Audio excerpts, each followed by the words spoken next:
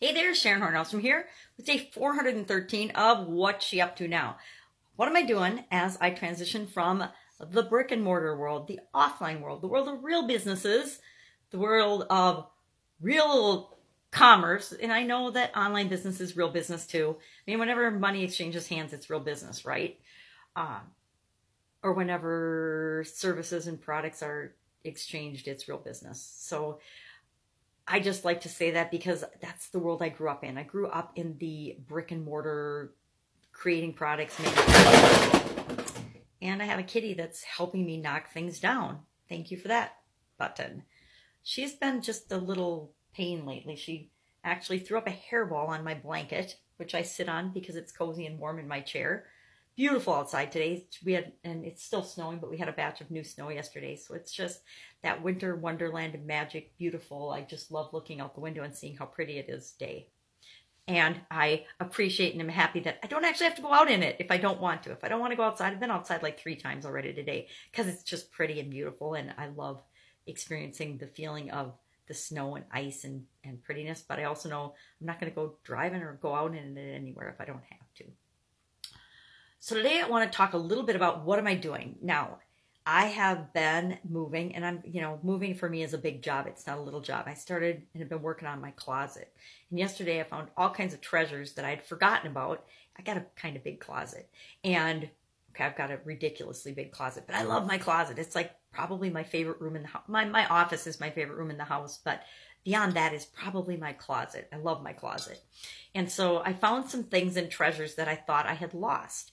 And so it's just a reminder to me that sometimes we just got to be resourceful and we got to look around us and see what's available and realize that anything we need is probably right there, right at our fingertips, even though we're not seeing it because it's right in front of our face.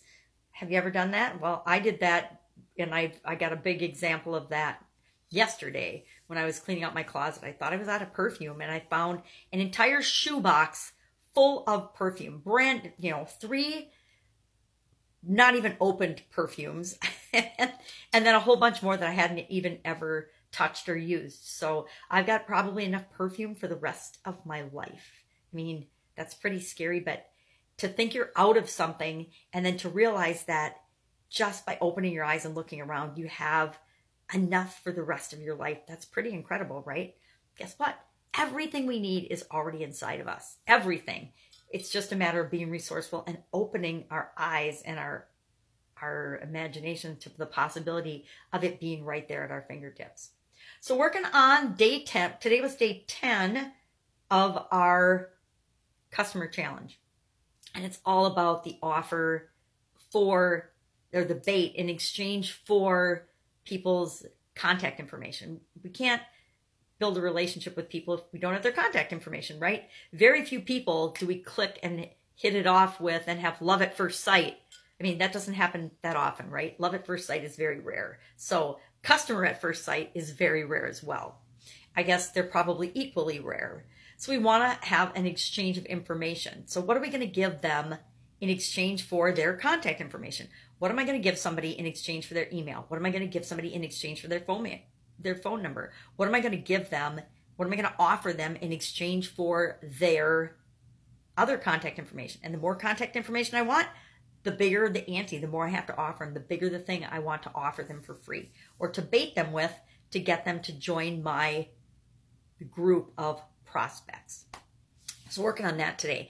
I also have 3 worksheets to create for days 8, 9, and 10. I don't know why I didn't do it Friday.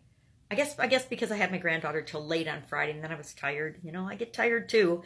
By the time I've hung out with a 3-year-old all day, sometimes I put things off, and then I got busy cleaning my closet and packing things up yesterday in my room. So, I found all kinds of treasures. When you find treasures, you get sidetracked and you don't necessarily create action item sheets for your particular project that you're working on. So I'll do those today. I'll probably do those before I dig back into my closet because I would like to say my closet's done, but it's definitely not done. It's just the tip of the iceberg. My goal today is to get everything off of the floor of my closet. Yesterday I did. I've got these shelves. I mean, I'm telling you, I got a big closet. My closet is bigger than most people's bedrooms. So that's silly, but I just love it. And it's going to be interesting trying to find a place that has, and there's lots of places with awesome closets, but that's one of my criteria. Does it have awesome views? Does it have an awesome closet? Does it have incredibly good internet connectivity? Those are like my criteria. It's kind of like when you go shopping for a car. What are your main criteria? My last vehicle, the number one criteria was heated seats. And then I wanted a white one. But usually if you find the things you want in a vehicle, it's easy to just go with the color. But the number one criteria was it had to have heated seats. And then beyond that, then I wanted navigation because I don't want to get lost. And I haven't had a car for a couple of years now because of my vision. So, but that was the last car I bought. That was the criteria. It had to have heated seats. Here in Wisconsin, and in the winter, it's essential. Now, my son's got a car that's got massaging seats, so that might be my next criteria of a vehicle that I ride around in. It's got to have massaging seats, too, so I can get the massage. That's, like, unbelievable how cool that is to have seats that actually massage you. I can imagine on, like, a road trip how cool that would be. I remember back in the day I used to drive to and from Texas, and oh, my gosh, if I would have had massaging seats, I wouldn't have had to stop so often just to get out and walk around. So it's amazing that the features and the benefits and the things that they're adding to everything nowadays. Everybody's upping the ante. And so it's fun to see what's available and see what other people are doing, because it gives us ideas of what we can do in our businesses, what we can offer. So I'm catching up on the customer challenge. I love challenges. I don't know about you all, but challenges are really, really fun to me. So I'm going to catch up on those action item sheets so that we can create the PDF and the book for that. And then work around the house because it's Sunday, don't have my granddaughter, and I can actually get a whole ton of stuff done.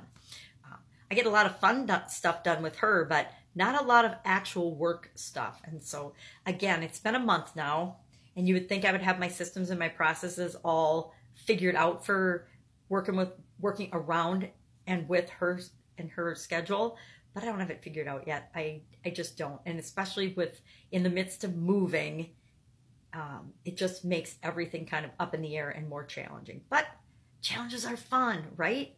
Challenges and change and new adventures. I like to be excited about them because I think they're fun. So what are you working on today? Is there anything? I actually helped some people out yesterday with how I share content. I shared a video I've done.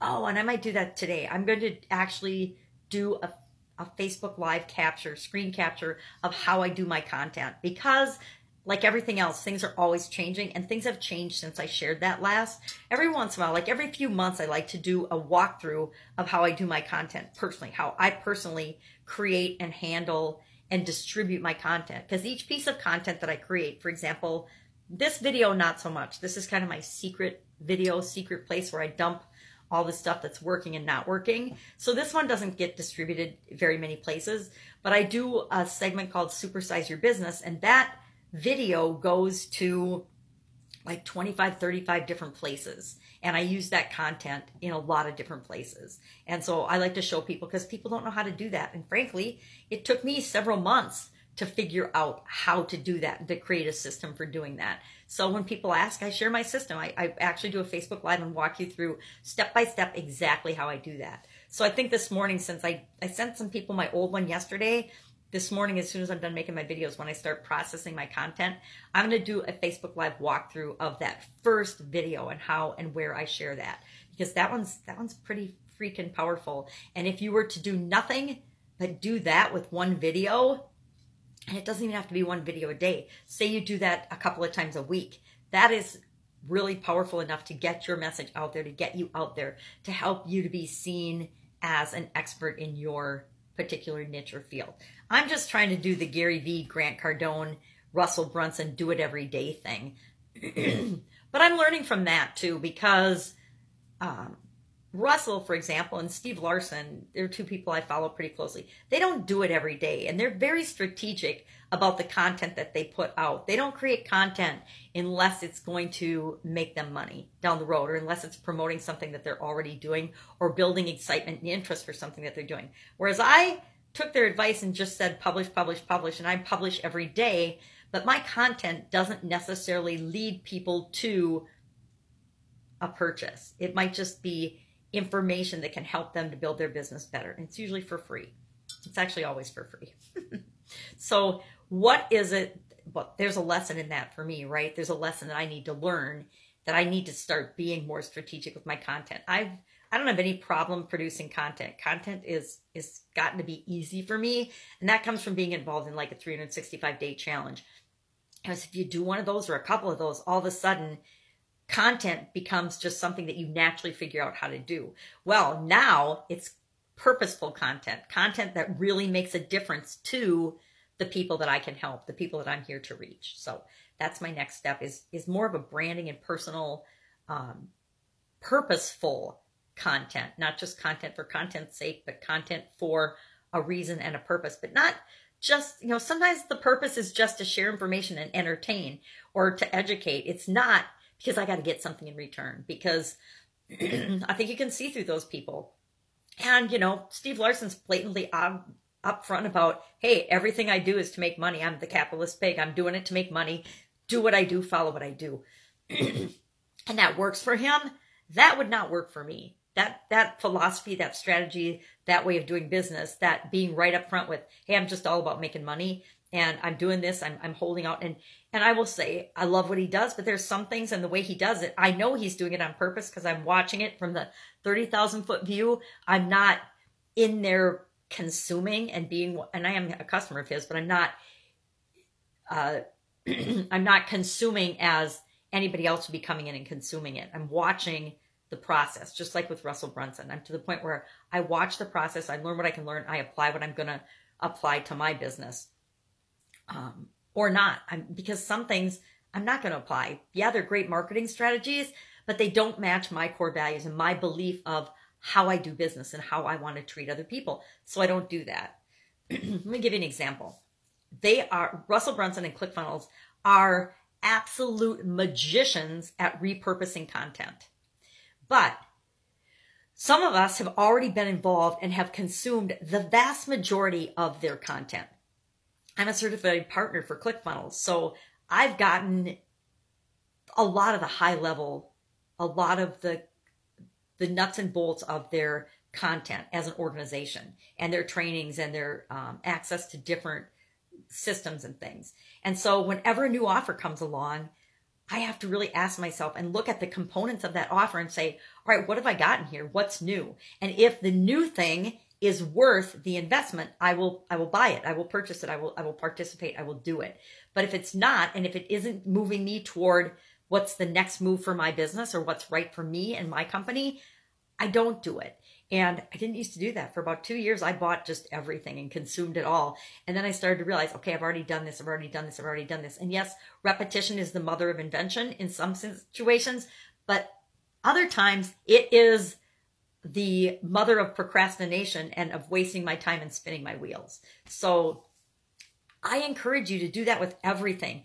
Every new piece of content that you're going to consume, every new course or thing you're going to buy, ask yourself, is this really the next thing I need? And it was about a year into my online journey before well, maybe a year and a half, before I really realized that I was just consuming for the sake of consuming. I was just being busy for the sake of being busy, and I wasn't getting the results that I wanted. And I knew that something had to shift and something needed to change. And that was me actually building my own business, not someone else's business. That was me not just consuming other people's courses and things, but creating my own. That was me being me, not me trying to learn from and be everybody else and not comparing myself to other people. So that's it. Go out, make it an awesome day. I'm going to go make a Facebook Live training video because I love doing them. They're really fun.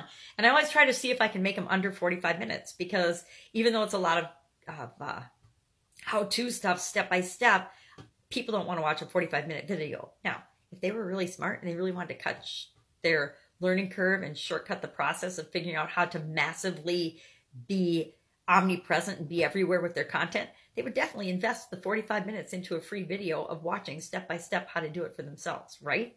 But I can't make people understand that or do that. So if that's something you're interested in, go ahead and direct message below and I will send you the link after I produce that in case you don't want to catch it live or don't want to go searching through my feed to find it. And I will, of course, be with you tomorrow because I'm here every day. I'm here every day, spilling my guts, sharing my complaints and my moaning and whatever else. I will admit, I'm not excited about new snow today, but it is so freaking gorgeous out. I don't even mind. Go out, make it an awesome day. And I don't mind cleaning my house and packing because I'm finding treasures. And who doesn't like to find treasures? All right, see you tomorrow. Bye.